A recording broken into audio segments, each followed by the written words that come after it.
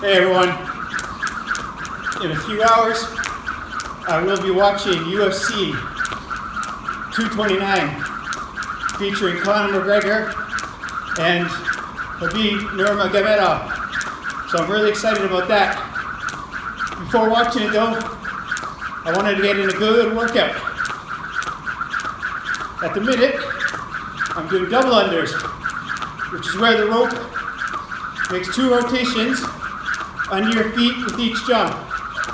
It's quite a challenging move, but with some practice, patience, and good technique, you can get the hang of it. I made some tutorial videos on it before, but I wanted to make another to address a mistake which I see very often by people learning how to do double unders. And it connects or relates to the feet.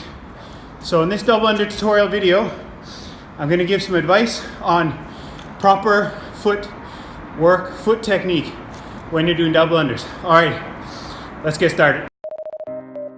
Hey everyone, as you can see, I'm in my bare feet right now. And the reason I'm in my bare feet is I think it's going to help you see more clearly what it is I'm trying to demonstrate in this video.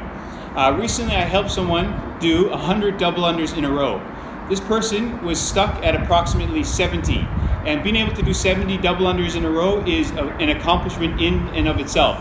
But he really wanted to do 100, and all he needed was a little bit of a tweak in his technique. And that's what I'm going to show you here in this video. I'm going to show you proper double under jump rope footwork technique, and I'll also show you some of the common mistakes that I see.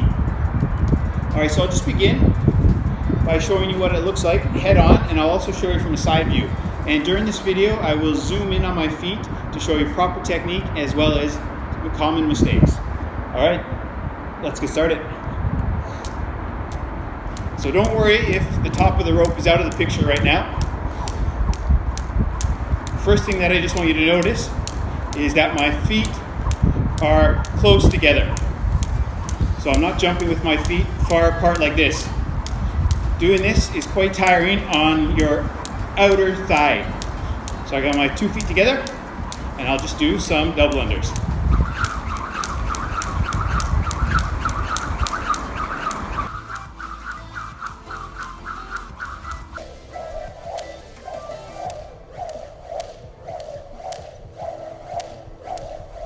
One really important thing is the way I was positioning my toes. You may have noticed that my feet were kind of going at an angle like this, and my toes were pointing to the ground with each jump. I was jumping in a very spring-like fashion using the toes and balls of my feet. So just up and down like this. My feet are pointing towards the ground, and I'm using the toes and the balls of my feet in a very spring-like fashion. Your toes and the balls of your feet are like your body's hydraulics. They're great for jumping up and down in a very spring-like fashion. A very common mistake, which a lot of people do, and that guy that I was talking about earlier in this video made, was that he was kicking his feet out in front of him. So this is very inefficient technique. If you're kicking your feet out in front of you, you're expending a lot of energy, and it becomes quite tiring on your body as well as your feet and your lower legs. So what he was doing was this.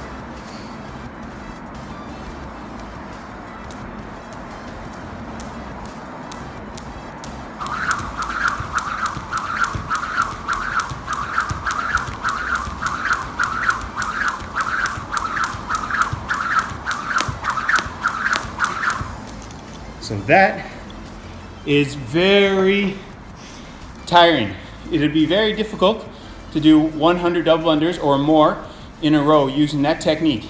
Compare that kicking out motion with what I was doing before, up and down in a very spring-like motion.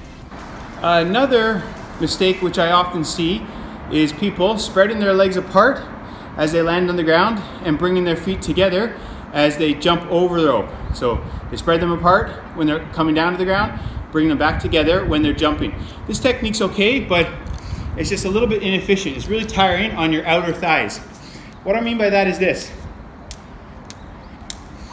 So I got my 2 feet together, and now notice they're a little bit apart, and now I'll do some double unders.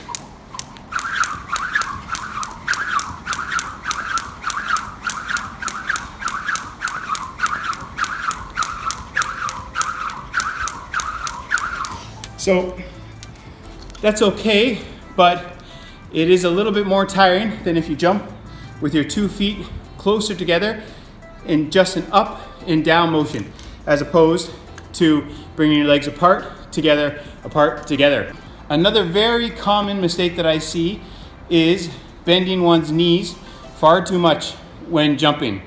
If you bend your legs a lot when you jump, it's extremely tiring. It causes poor balance and could easily lead to injury. If you bend your legs a lot, chances are you'll be kicking your feet maybe behind your body, like this.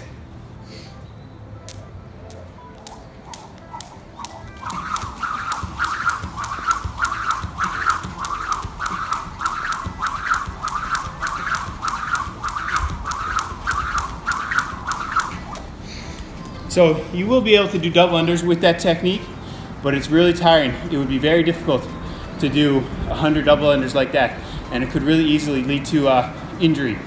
If you're bending your legs a lot, you're causing a lot of impact when you hit the ground. But if you jump in a very spring-like fashion,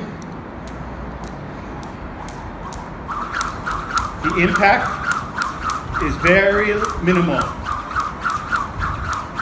Focus on jumping up and down in a spring-like motion using the toes and the balls of your feet. And try not to kick your feet forward, try not to kick your feet backwards. Try not to bend your legs a lot. And you don't have to spread your feet together, apart when you do double unders. If you jump up and down in a very spring-like motion, you will find that you're not hopping all around the place. Instead, just concentrate on going up and down. It's very efficient double under technique. All right, well, I really hope you enjoyed this video. Thanks for watching. Until next time.